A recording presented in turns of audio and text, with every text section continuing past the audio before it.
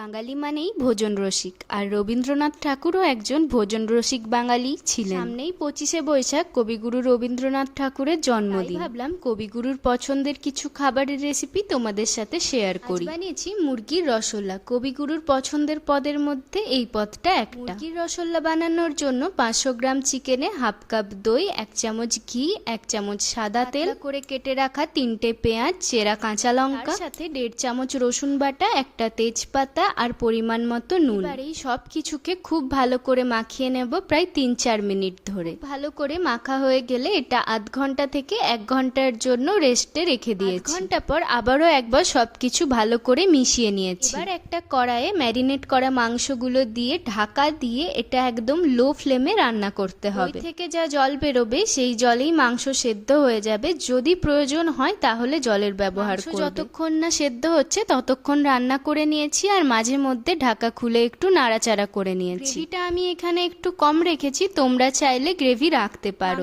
ভালো করে সেদ্ধ হয়ে গেলেই মুরগির রসগোল্লা সার্ভ করার জন্য একদম রেডি। রুটি, পরোটা, নান, পোলাও যে কোনো কিছুর সাথে সার্ভ করতে পারো। পুরনো রান্না বাঙালির রান্নাঘর থেকে প্রায় হারিয়েই গেছে। তোমরা অবশ্যই একবার ট্রাই করো আর জানিও তোমাদের কেমন লাগলো। ভিডিওটা ভালো লাগলে লাইক, কমেন্ট আর শেয়ার করে দিও। সবাই ভালো থেকো। পরের দিন দেখা হচ্ছে অন্য কোনো ভিডিওর সাথে।